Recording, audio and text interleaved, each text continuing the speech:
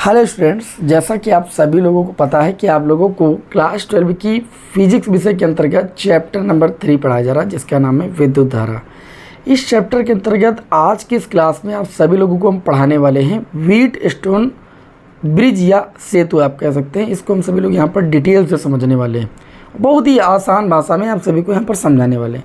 ये क्वेश्चन अब जो है आने वाले बोर्ड एग्ज़ाम के लिए बहुत ज़्यादा इंपॉर्टेंट हो गया है। इसका कारण देखिए, पहले मीटर से और विभवमापी भी इसी में था, ठीक है, तो 3 क्वेश्चन हो जाते थे, तो इसके आने की संभावना बहुत ज़्यादा नहीं होती थी। लेकिन जब से मीटर से और विभवमापी हटा दिया गया है, तब से ये क्वेश्चन आने की संभावना बहुत ज़्यादा हो गई और प्रैक्टिकल चार्ट में भी ज़्यादातर विद्यार्थी इसको बनाते हैं। तो उसको आप डिटेल से समझिए। 5 नंबर का क्वेश्चन है आपके बोर्ड एग्जाम के लिए।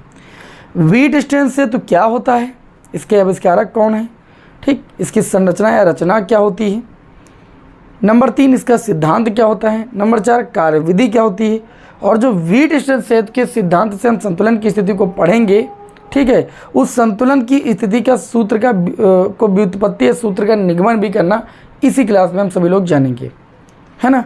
तो चलिए यहाँ पर बहुत ही अच्छे तरीके से इसको समझने की कोशिश करते हैं। तो आप हेडिंग लगा लेना व्हीटस्टोन सेतु। देखिए यहाँ पर हम क्या करेंगे, आपको इसे व्हीटस्टोन सेतु को अच्छे तरीके से समझाएंगे। नोट करने वाला काम हम आपकी स्क्रीन पर लगा देंगे, बाकी आपको बोल रहे हैं उसको सुनिए, वो अच्छे तरीके से समझिए पहले, ठीक है। ज़्यादा लिखेंगे तो समय लगेगा, ठीक। सूत्र की व्युत्पत्ति आपके सामने यहाँ पर कर देंगे हम। व्हीटस्टोन सेतु, सबसे पहले आपको हेडिंग डालना व्हीटस्टोन सेतु। तो आपको कहना है कि व्हीटस्टोन सेतु जो है वो एक ऐसी विशेष व्यवस्था है, ठीक है, जिसमें किसी अज्ञात चालक का प्रतिरोध ज्ञात किया जाता है। व्हीटस्टोन सेतु एक ऐसी विशेष व्यवस्था है जिसकी सहायता से किसी अज्ञात चालक का प्रतिरोध ज्ञात किया जाता है। अब बात करें व्हीटस्टोन सेतु के आविष्कारक, तो इंग्लैंड के एक प्रोफेसर जी हैं, या इंग्लैंड के एक वैज्ञानिक प्रोफेसर C.F. व्हीटस्टोन सेतु, या व्हीटस्टोन सेतु नाम ना बोलिए क्योंकि सेतु नाम में नहीं आएगा। तो इंग्लैंड के एक वैज्ञानिक या इंग्लैंड के एक प्रोफेसर C.F. व्हीटस्टोन ने इस व्यवस्था का आविष्कार किया है, ठीक है। उन्हीं के नाम पर इसे व्हीटस्टोन सेतु कहा जाता है। तो सबसे पहले 2 लाइन ये लिख लेना है कि यह एक ऐसी विशेष व्यवस्था है जिसके द्वारा किसी अज्ञात चालक का प्रतिरोध ज्ञात किया जा सकता है। इसके आविष्कारक इंग्लैंड के प्रोफेसर C.F. व्हीटस्टोन हैं। इन्हीं के नाम पर इसे व्हीटस्टोन सेतु कहा जाता है।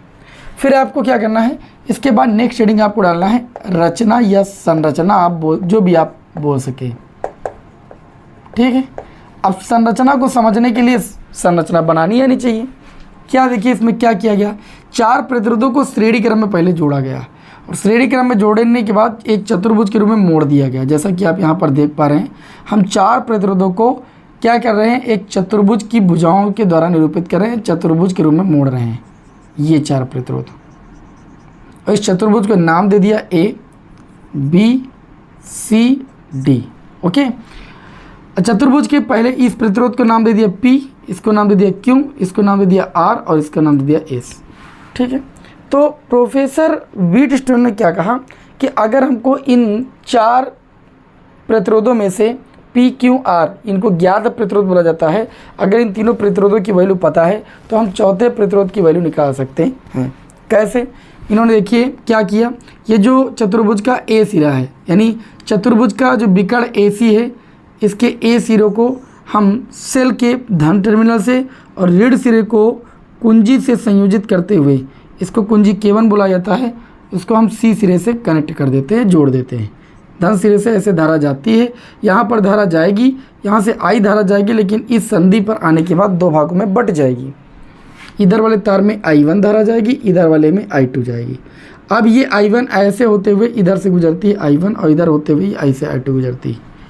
जो ये आपका चतुर्भुज है, इसका एक विकर्ण तो मैंने बता दिया कि इसका एक सिरा एक बैटरी के धन सिरे से और दूसरा सिरा बैटरी के ऋण टर्मिनल से जोड़ दिया जाता है कुंजी के साथ। जो ये आपका चतुर्भुज होता है, इसका जो आपका विकर्ण दूसरा विकर्ण होता है BD, इसके B सिरे को एक कुंजी के साथ, ध्यान समझिएगा, एक कुंजी, इसको नाम दे देते हैं K2।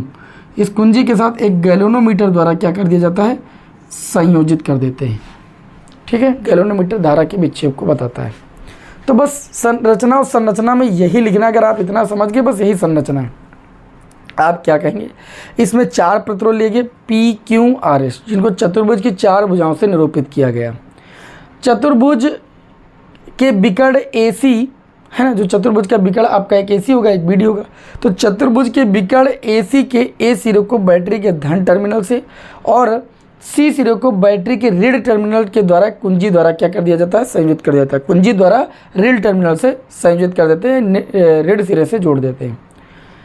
उसके बाद आपको लिखना है कि चतुर्भुज के विकर्ण BD के मध्य हम क्या करते हैं, एक कुंजी K2 को गैल्वेनोमीटर के साथ, कुंजी K2 के साथ एक गैल्वेनोमीटर संयोजित कर देते हैं। गैल्वेनोमीटर धारा के विक्षोभ को बताता है।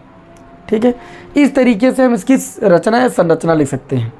जो भी लिखने वाला प्रोसेस है, मैं जो बोल रहा हूँ आप क्या सुन रहे हैं, वो बगल आपके सामने आ रहा है, आप स्क्रीनशॉट लेते जाइएगा। यही आपको रचना संरचना में लिखना है। अच्छा, ये हो गई रचना या संरचना। उसके बाद अगर हम बात करें यहाँ पर, तो हमारी अगली हेडिंग आ जाएगी आपकी क्या भाई, सिद्धांत। ये क्वेश्चन एग्जामिनर भी बहुत ज़्यादा पूछता है, ठीक, और आपके 1-2 नंबर में भी बहुत ज़्यादा आता है।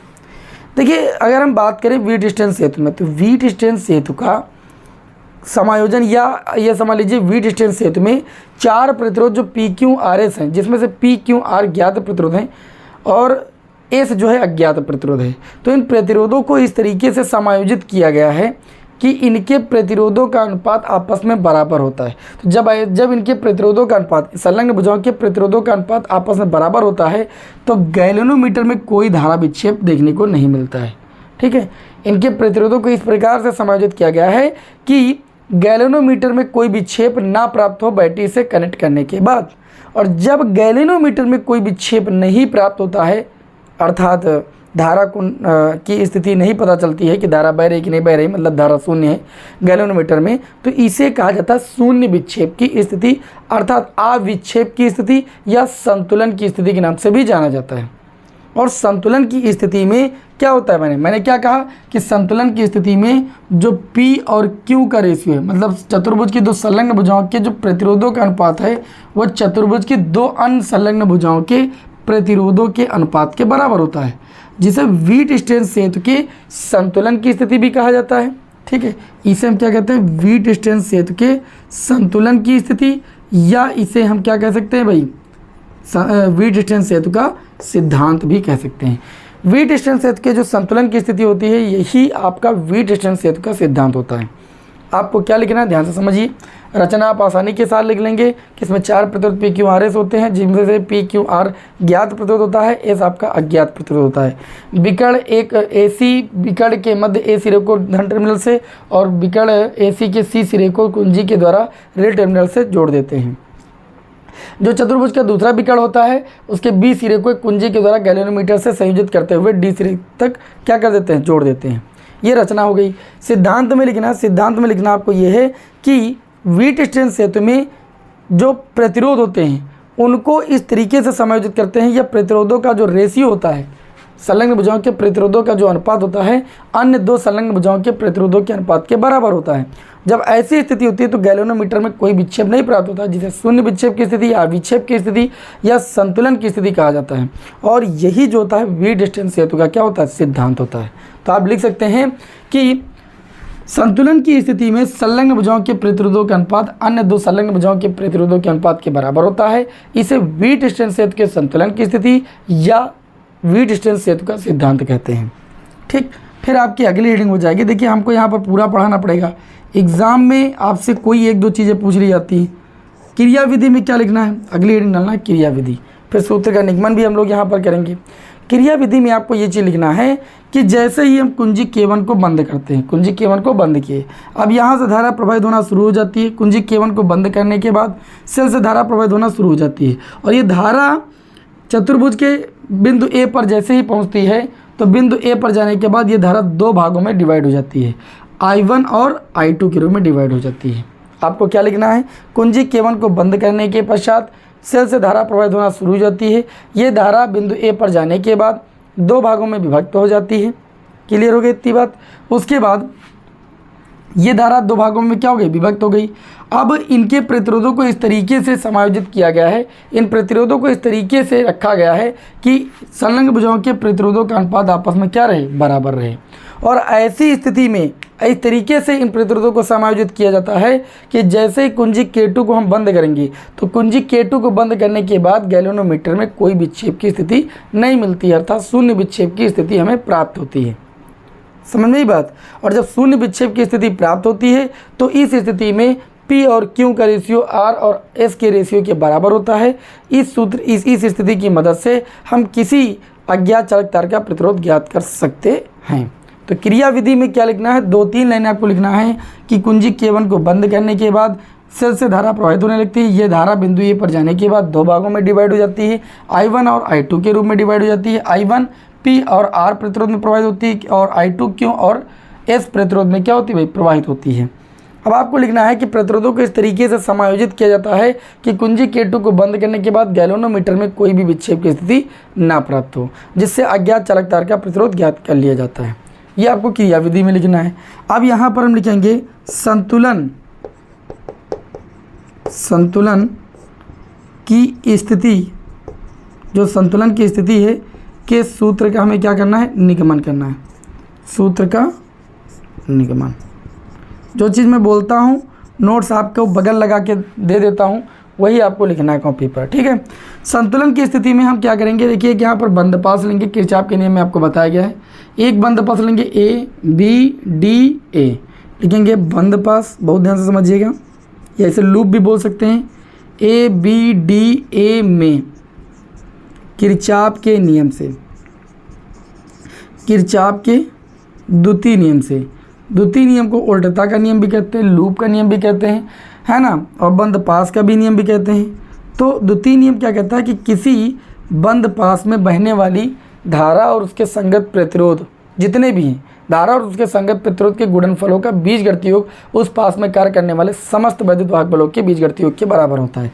तो अगर इस बंद पास में, पहले वाले बंद पास में देखें तो इसमें जो I1 धारा बह रही है, इसके संगत जो प्रतिरोध लगा वो P। अच्छा, इस लाइन में कोई भी धारा नहीं प्रवाहित होती है। अब आ जाएंगे इधर D से A की ओर, तो धारा I2 जो पड़ रही है वो विपरीत पड़ रही है, इसलिए उसको माइनस चिन्ह के साथ लेंगे। I2 के संगत जो प्रतिरोध है वो आपका Q है। इस पूरे बंद पास में कहीं पर सेल नहीं लगा हुआ है, अर्थात विद्युत वाहक बल शून्य है। तो यहाँ से अगर I1 P की बात करें, इसको उधर ले जाएंगे तो ये I2 Q हो जाएगा, इसको समीकरण 1 मान लेंगे, है ना।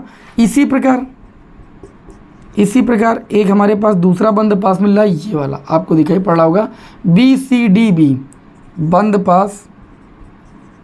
पास BCDB में कौन सा नियम लगाएंगे, किरचॉफ का द्वितीय नियम। किरचॉफ के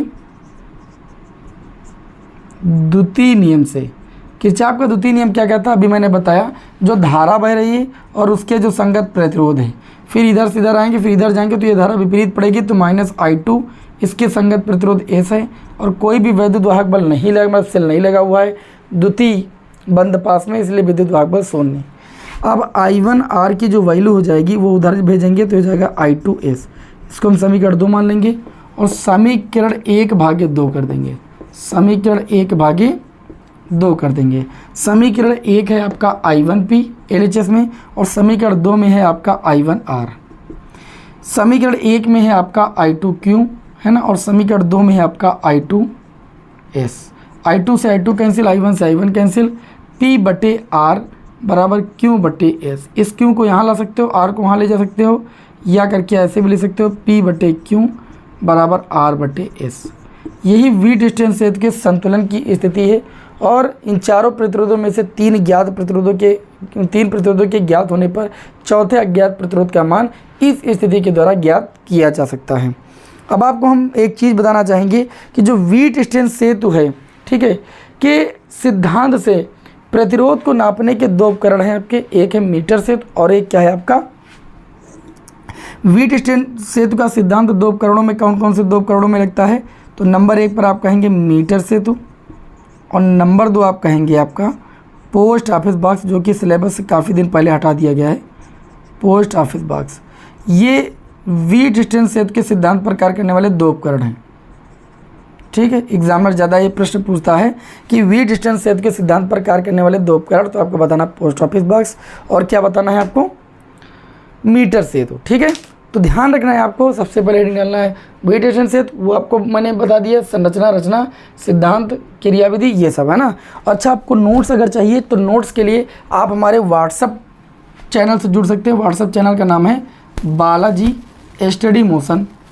व्हाट्सअप चैनल पर आप जुड़ सकते हैं, वहाँ पर भी आपको अपडेट मिल जाएगी, या हमारा यही टेलीग्राम चैनल का नाम है, इस पर भी आप सभी लोग जुड़ सकते हैं। ठीक है, जुड़ जाइए। वहाँ पर किसी भी चैप्टर की नोट्स की पीडीएफ आपको फ्री में उपलब्ध करा दी जाती है।